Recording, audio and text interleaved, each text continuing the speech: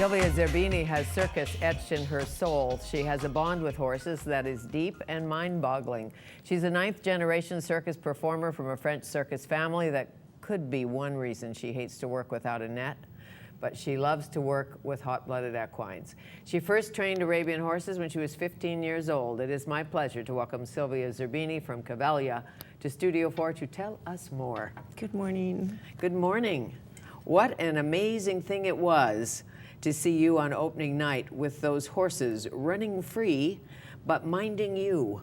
Yeah, it is pretty incredible. I work anywhere from 8 to 10 horses. I think I performed 9 horses the evening that you were there, and there's geldings and stallions mixed together, and what you witness is a natural herd, and I react and interact with them as if I'd be a part of a horse. And what I've learned is their language. And that's how I'm able to control that many horses at one time, to be able to do different disciplines. I'll organize them, disorganize them, but the most important part for me is to be able to keep the attention of all 9 to 10 horses. That gets challenging sometimes, but most of the time is pretty easy. And they're all men.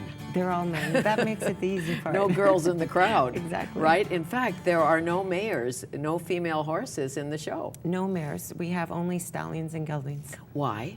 Well, if we had mares, I don't think we'd be able to keep the attentions on the stallions. Exactly. They'd try to fool around. Yeah. Even the geldings. Even the geldings. Perhaps. Why Arabians for you in this particular segment? You know, I've worked with many breeds, and I feel that the Arabian horse is more playful, more so than the Spanish horses, and I just find them that they bond a lot easier, and they're more animated than the rest of the breeds. And when I work big groups, I feel that they bond easy, more so than the other horses. Is there an alpha horse always in a herd of 9 or 12, a horse that's leading the way? You're running the show, I'm assuming, but the horse is somehow saying, I'm the head horse here. She may be beautiful and in the middle, but I'm running this part. You know, like in the wild, there's always an alpha horse. It's the protector. It's the one that brings them to the food, to the water, that protects them from danger from the other horses. And in my herd, I've established to be the alpha.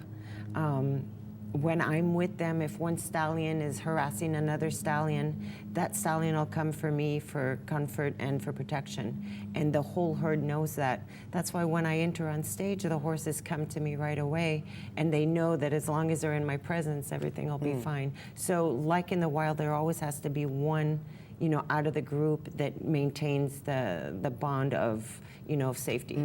And why do they come to you? Do you have carrots in your pocket or something? Or do you talk to them, speak to them? I do. Give them a hand signal? No, there's gestures, and I do use seven verbal cues, and they're all in different tones. The tones that I use mimic the squeals that they use in the wild. So high squeals mean something, low squeals mean something, and every verbal cue goes with a squeal. So if I'm getting a little bit upset at one horse, it's being a little bit aggressive with another, I'll give them a verbal cue that has the same kind of squeal that they understand.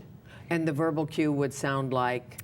Oh, I can't say it here because it's so high tone. It's a bad word? No, it's not bad. It's just a tone. It's just a tone. It's a word with a tone. You know, there's brave, c'est bien, doucement. There's different tones that mean different things, and I just put a verbal cue with the tone. Okay, so c'est bien means very good. Yeah, it's good. Bien. When they start to get nervous, I'll bring them down with the verbal cue that means it's okay, but also accompanied by the tone.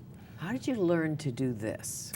I learned, actually, we had a lot of horses growing up, and we had some pastures, but not enough pastures.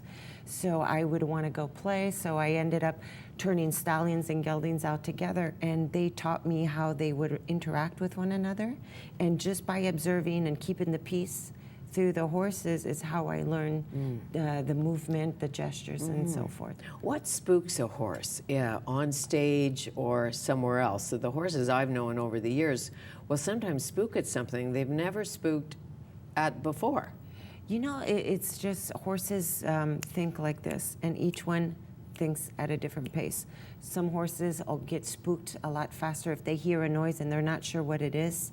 they'll turn around to see it. If a horse is unable to see where this noise comes from or doesn't understand it, that'll make them spook. And that's just something that is embedded in the horse. It's, their way of protecting themselves. And how early do you see that in a horse? Certainly not when they're born, but 6 months? How early can I tell? Can you tell if this horse is going to be a good working horse and one that you can work with, or maybe one that should just go out to pasture? I feel now that all horses are good.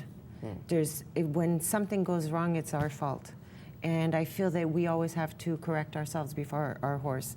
I can't say that a horse being just born in 6 months that he's going to be good or bad, because in my mind he's good. It's the way that I approach him and the way I approach his character. So they're based a little bit like people. We have to treat them individually, and we really have to listen to their silent language. And when Normand Latourelle was here, he said in Cavalia, it's really the horse who runs the show. He's right. We actors and acrobats and musicians are there, but it's the horse who's running the show. He's absolutely right, and it's for us to adapt to the horse, to what they're giving us as signals and signs and energy. Some evenings I'll come out on stage and one horse will be a little bit anxious and I will feel him not too comfortable.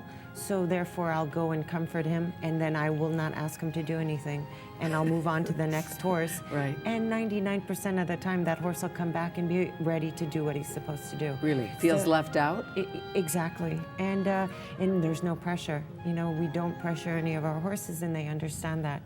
And that gives them more will to do more. And the body language of a horse. I know when the ears are back, they're usually not all that happy, or is that necessarily so? The ears back sometimes they're a little bit angry, but sometimes they're not happy with the situation. And I mean, in a split second, those ears can come forward. When I see one of my horses putting his ears back because one's coming up behind him a little bit too fast, I will call that horse's name and reassure him, and those ears will come forward. So it's just uncertainty sometimes. Sure. Do they all have names? Yes. Yeah, and they all respond by their name. That's how I'm able to control the 9 to 10 horses. And who gets to name them? Me. Really? Yeah. And so names like? Names like Alidar, Ghazi, Chagall, Nazma, Hishan. Well, I have Arabians, so I picked out a lot of Arabian names. Like my black horse means beauty in Arabic. So, And Chagall. Chagall, because he's an artist. Of course he is. Of course he is. Most of the time. Most of the time. Yeah. How old are most of these horses? They range from ages 3 to 13. Okay, take me back to your roots. 9th generation circus family in France? Yes. And the great-grandpa or the great-grandmother? Also from The Europe. grand-père, the Le grand-mère? grand-père d'Italie. So I have French-Italian blood, and my family was, in France and in Europe traveling with circuses for many years. Doing what? My grandfather was famous with horses, and my grandmother did aerial work. And then my father met my mother, and they came to the United States. And my mom was a trapeze artist, and my father trained horses and animals. So when you were a little girl, in the crowd, in the audience, watching your mother on a trapeze, what was that like? Oh, it was natural. I mean, it was something that was normal for me. I could look in my backyard and see animals and horses, and that was totally normal. I had on my swing set a trapeze bar, so all that's very normal for me. So you can do it too? Yes. I'm assuming. Yes. Are you in Cavalia not just in the horse part, but on a trapeze? No, in Cavalia, I only do the horse work. Normand does not want me on a trapeze. I see. Because we can get acrobats, but we can't get horse whisperers. So if you get sick, God willing, that won't happen. Right. But if you're having a really off day, who takes over? It happens after the show. I see. It's like you have to put your mind for your work, and I'm always been able to perform. And I also have a daughter that also can take over, and she'll work a few horses for me. And is she a natural? Yes. Yeah. It just runs in the genes. It just comes in the genes, yeah. Is there anyone in the family, in your immediate family, your parents who just aren't into horses, just not interested? Maybe Afraid, like perhaps? some cousins, they're not interested, but if you hand them a horse, they know exactly how to maneuver the horse. And you call yourself a horse listener. Yes. Not a horse whisperer, Right. a horse listener. So when we come back, we'll talk more about that and about the other horses in the show, because my gosh, those two big Percherons. Oh, they're great. I had Percherons, Hank and Audrey. I'm telling you. They're hard to even put a harness on. I can't imagine how you get them to do what they did in Cavalia. We'll come back.